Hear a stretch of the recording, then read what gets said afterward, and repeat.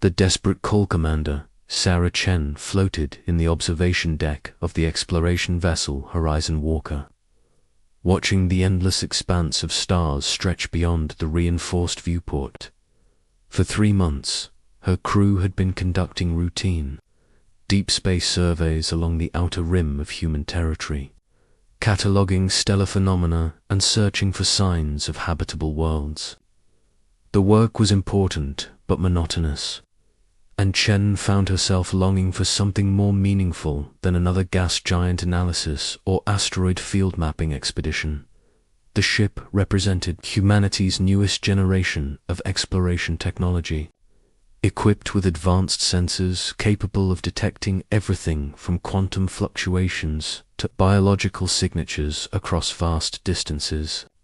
The crew of 47 specialists had been handpicked for their expertise in xenobiology, stellar cartography, and first contact protocols, though they had yet to encounter anything more exciting than unusual mineral deposits and cosmic radiation.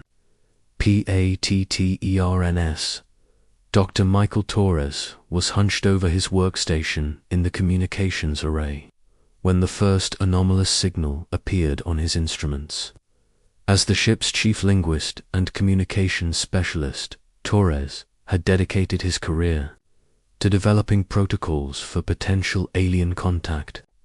His office was filled with theoretical translation, matrices, and communication algorithms, but he had never expected to use them for anything more than academic exercises.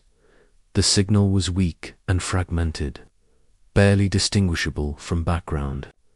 Cosmic radiation. Torres adjusted his instruments, filtering out interference and amplifying the transmission. What he discovered made his hands shake with excitement. The signal contained mathematical patterns that were clearly artificial, with recurring sequences that suggested intelligent design. More importantly, the transmission was modulated in a way that indicated urgency. Torres immediately contacted Commander Chen through the ship's internal communication system. His voice carried an excitement that had been absent from their routine missions for months. Chen arrived at the communications bay within minutes, accompanied by Lieutenant Rosa Martinez, the ship's navigation specialist and tactical officer. Martinez was young but brilliant, with an intuitive understanding of stellar mechanics and space warfare that had earned her rapid promotion through the ranks. The 3 officers gathered around Torres's workstation as he played back the cleaned-up signal. The transmission consisted of mathematical sequences, basic physics constants, and what appeared to be star charts.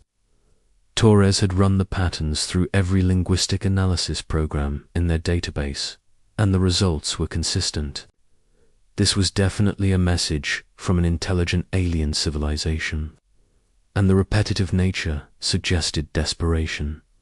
Over the next 6 hours, Torres worked feverishly to decode the transmission, while Martinez attempted to triangulate its origin.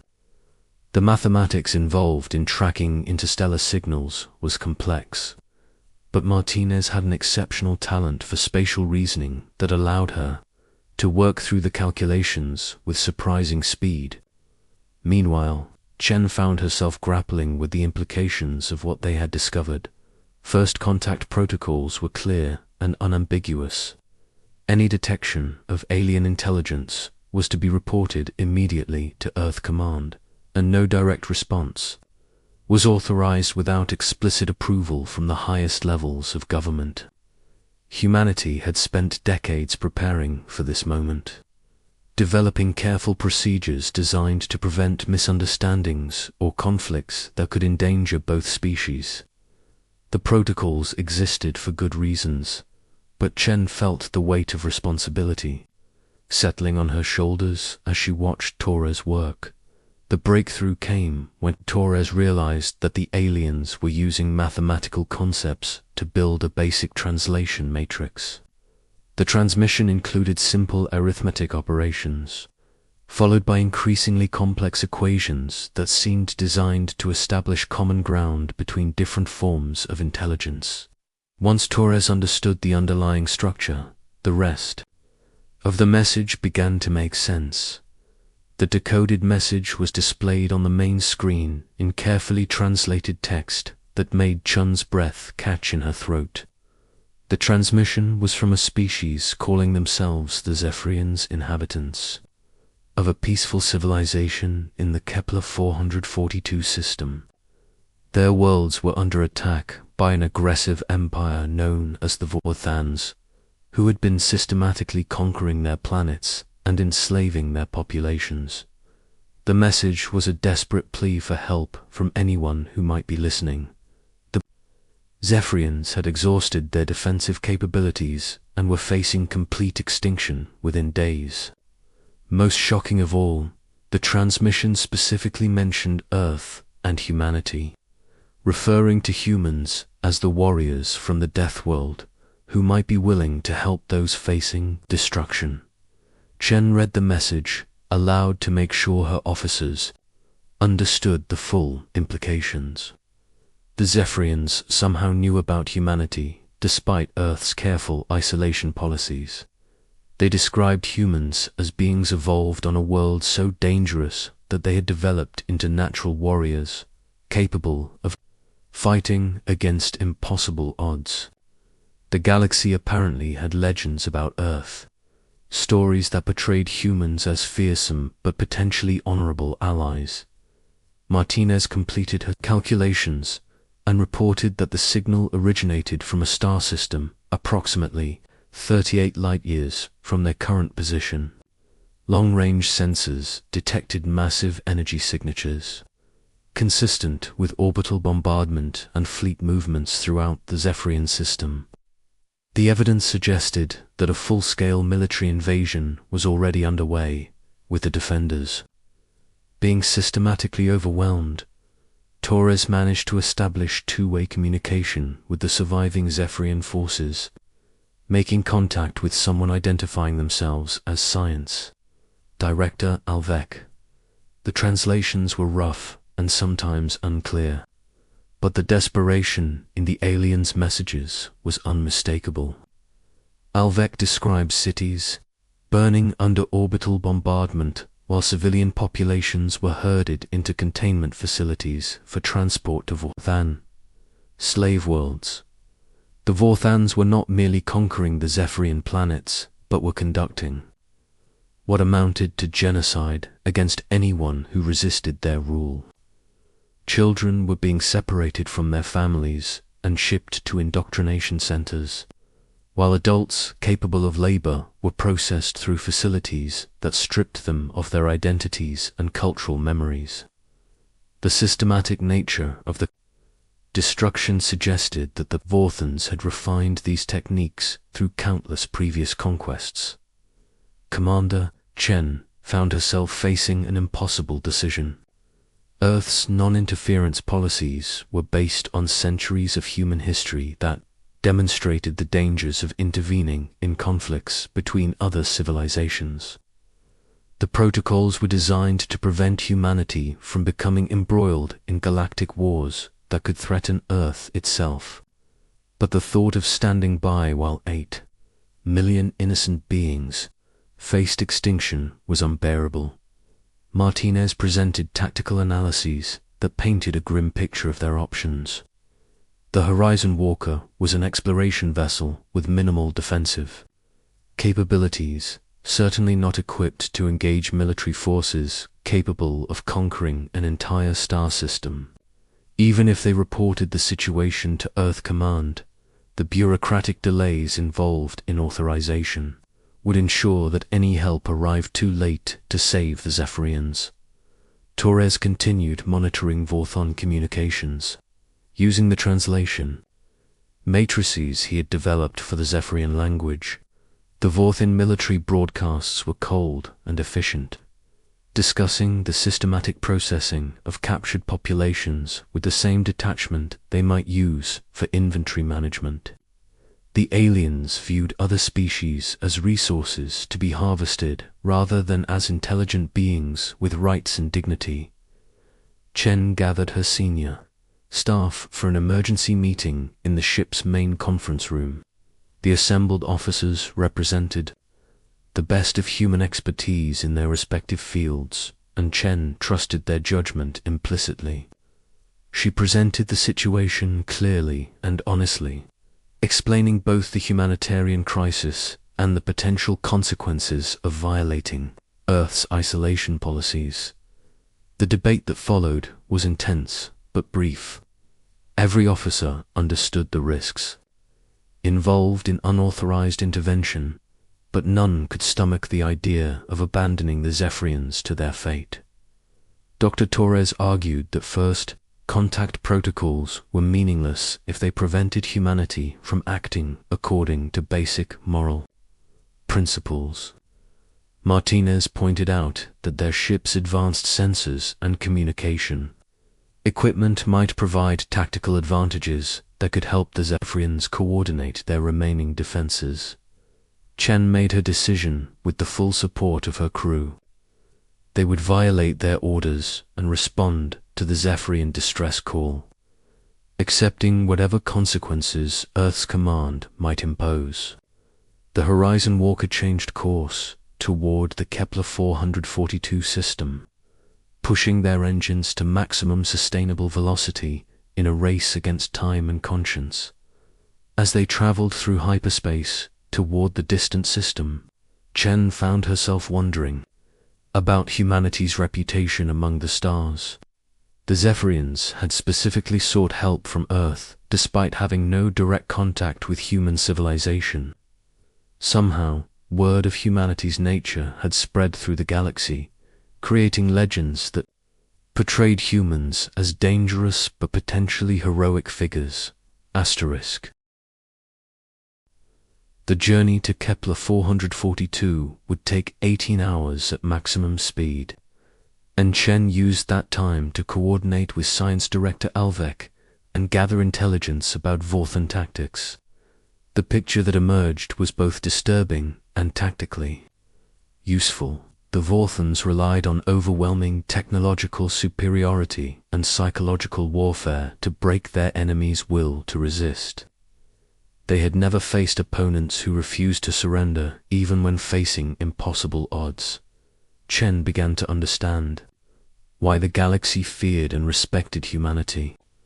Earth was indeed a death world, where evolution had produced beings capable of thriving in conditions that would kill most other forms of life. Humans had developed not just physical resilience, but psychological traits that made them uniquely suited for warfare. They could adapt to changing circumstances, fight with creative tactics, and maintain morale even when facing certain defeat. As the Horizon Walker approached the edge of the Zephyrian system, Chen received a coded transmission from Earth that changed everything. Admiral Jackson Blake, commander of Earth's deep space operations, had been monitoring their communications and had made his own decision about humanity's role in galactic affairs. Help was already on the way, but not in the form that Chen had expected. The message was brief but electrifying. The Deathworlders are coming. The Unleashing the Horizon Walker dropped out of hyperspace at the edge of the Kepler 442 system to witness a scene of systematic destruction that would haunt Commander Chen for the rest of her life. The main Zephyrian worlds hung in space like dying embers, their surfaces scarred by orbital bombardment and shrouded in the smoke of burning cities. Massive Vorthan dreadnoughts maintained perfect formations around each planet, their weapons systematically reducing population centers to rubble, while smaller vessels ferried survivors to processing ships. Lieutenant Martinez worked frantically at her sensor station, cataloging the scope of the disaster unfolding before them. 12 Vorthan capital ships dominated the system, each one larger than anything in Earth's official naval inventory. The vessels were sleek and efficient, designed with the brutal aesthetics of a military force that had never faced serious opposition. Hundreds of smaller craft moved between the surface and the fleet, carrying their human cargo with mechanical precision. Dr. Torres had established contact with the surviving Zephyrian resistance, coordinating with Science Director Alvec, who was broadcasting from an underground facility on the third planet. The translations were becoming clearer as Torres refined his linguistic algorithms, and the desperation in Alvec's messages was heartbreaking. The Zephyrians had been a peaceful civilization focused on art, science, and philosophy, completely unprepared for the reality of total war. Commander Chen studied the tactical displays showing Vorthan fleet positions and movement patterns. The enemy had clearly done this many times before, following established procedures for planetary conquest and population control. Their efficiency was terrifying in its implications, suggesting that entire civilizations had been reduced to slavery through these same methodical techniques. The lead Vorthan vessel detected the Horizon Walker's presence and immediately transmitted a challenge on standard galactic frequencies. The message was cold and arrogant, demanding identification and purpose, while making it clear that unauthorized vessels would be destroyed without further warning. Chen authorized Dr. Torres to respond with a fabricated story about stellar research and navigation errors, buying them precious time to assess the situation. War Commander Jektash, aboard the Vorthon flagship Dominations, Edge reviewed the sensor data on the unknown vessel with mild curiosity. The ship appeared to be a simple exploration craft, certainly no threat to his invasion fleet. The whole configuration was unfamiliar, but that meant little in a galaxy filled with dozens of spacefaring species. Jektash had conquered 43 worlds in his career and had learned to recognize real threats from harmless civilian vessels. What concerned Jektash more was the unusual energy signature emanating from the stranger's engines. The power output seemed excessive for a vessel of that size, and his sensors were detecting shielding technology that blocked detailed scans. Still, one ship could hardly threaten a full invasion fleet, and the crew's explanations about research and navigation problems seemed plausible enough. Chen used the temporary reprieve to coordinate directly with Science Director Alvec, establishing secure communication channels that the Vortons couldn't intercept. The Zephyrian scientist provided detailed intelligence about enemy capabilities and tactics, information that would prove invaluable in the coming battle. More importantly, Alvec revealed something that changed Chun's understanding of the entire situation. The Zephyrians knew about Earth because they had been monitoring galactic communications for decades, collecting fragments of information about the mysterious species from the Forbidden World. The galaxy was filled with whispered stories about humanity, legends that described them as beings evolved on a planet so dangerous that they had become living weapons. Most species dismissed these tales as exaggeration, but the Zephyrians had carefully analyzed the available data and concluded that humans might be their only hope. According to galactic folklore, Earth was classified as a Class 12 Deathworld, a designation reserved for planets where the environment was so hostile that sentient life should have been impossible. Yet humans had not merely survived on such a world, but had thrived, developing technology and civilization despite conditions that would kill most other forms of life within hours. The galaxy's older species spoke of humans with a mixture of fear and fascination, describing them as natural warriors who could adapt to any environment and fight with tactics that defied conventional military doctrine. Chen felt a chill run down her spine as she realized the true implications of humanity's reputation. Earth's isolation policies weren't just about protecting human civilization from galactic conflicts. They were about protecting the galaxy from humanity. The species that had survived ice ages, supervolcanic eruptions, and countless extinction events had developed psychological and physical traits that made them uniquely dangerous in military conflicts. The revelation was interrupted by Martinez's urgent report that new contacts were appearing throughout the system. Dozens of vessels were dropping out of hyperspace at strategic positions, their arrival coordinated with military precision that spoke of careful planning and preparation. Kuhn's breath caught as she recognized the energy signatures of human ships, but these weren't the civilian vessels she expected from Earth's merchant fleet. "Admiral," Jackson Blake's voice crackled through the communication system from the bridge of the massive battleship Retribution. His words were calm but carried an authority that made every Zephyrian in the Resistance sit up and take notice. Blake had been planning for this moment for years, developing contingency plans for the day when humanity would be forced to abandon its isolation and take an active role in galactic affairs. The human fleet that materialized throughout the Kepler 442 system was unlike anything the galaxy had seen before.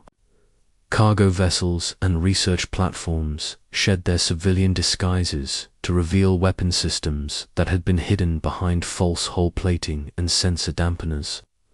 Merchant ships deployed fighter squadrons that had been concealed in their cargo holds, while exploration vessels revealed military-grade shields and targeting systems. War Commander Jektash watched in growing alarm as his sensors detected the true nature of the human fleet. The vessels that had appeared to be harmless civilian craft were transforming into warships equipped with technology that his databases couldn't classify. Energy readings were off the charts, and the tactical formations being assumed by the human vessels suggested a level of military sophistication that should have been impossible for an isolated species. Commander Chen received tactical updates from Admiral Blake as the human fleet prepared for combat operations. The ships around her represented decades of secret military development, advanced technology disguised as civilian equipment and deployed throughout human space under the cover of routine commercial and scientific activities. Earth's intelligence services had been monitoring galactic affairs for years, preparing for the day when humanity's reputation would finally catch up with reality. The battle began when the first human fighters launched their attack runs against Vorthan positions. The small craft moved with an aggressiveness that shocked the enemy commanders, using evasion patterns and attack vectors that seemed to defy basic physics. Human pilots flew their ships like extensions of their own bodies, making split-second decisions and impossible maneuvers that left Vorthon gunners struggling to track their targets. Blake had studied Vorthon military doctrine extensively, analyzing their tactics and identifying weaknesses that could be exploited by human forces. The Vorthons were accustomed to fighting enemies who used conventional strategies and retreated. When faced with superior firepower, they had never encountered opponents who treated desperate situations as tactical opportunities and fought with the creative fury that had allowed humans to survive on a Deathworld. The human assault was unlike anything the Vorthons had experienced in their centuries of conquest. Instead of attempting to match their enemies' firepower directly, human forces used speed, unpredictability, and sheer audacity to disrupt Vorthon formations and create chaos throughout their fleet. Ships that should have retreated pressed forward into impossible odds, while others disappeared and reappeared in locations that should have been impossible to reach. Science Director Alvec watched the battle unfold from his underground shelter, hardly believing what his sensors were detecting. The humans were fighting with a combination of advanced technology and tactical creativity that was turning the tide of the entire invasion. Vorthan ships that had seemed invincible were being systematically dismantled by forces that seemed to appear from nowhere and strike with devastating precision. War Commander Jekdash found himself facing a military nightmare as his carefully planned invasion dissolved into chaos. His ships were being engaged by enemies who refused to follow predictable patterns, using weapons and tactics that his computers couldn't analyze or counter. More disturbing was the psychological impact on his crews, who had never faced opponents, willing to risk everything in single-minded pursuit of victory. The turning point came when human forces managed to disable the main Vorthan command ship, leaving the invasion fleet without centralized coordination.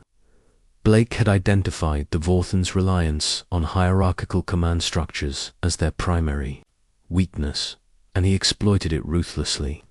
Without clear orders from their superiors, individual Vorthan ships began making tactical errors that human forces capitalized on with devastating effect.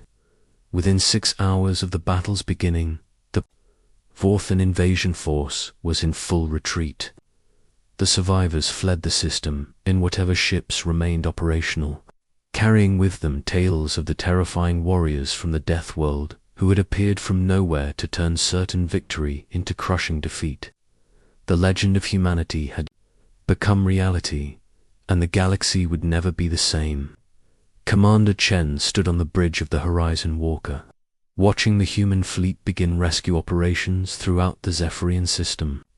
The cost of the battle had been minimal for human forces, but the consequences would be enormous.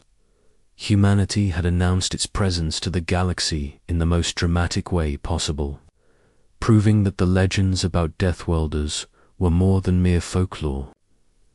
Admiral Blake's final transmission to the fleet was brief but prophetic.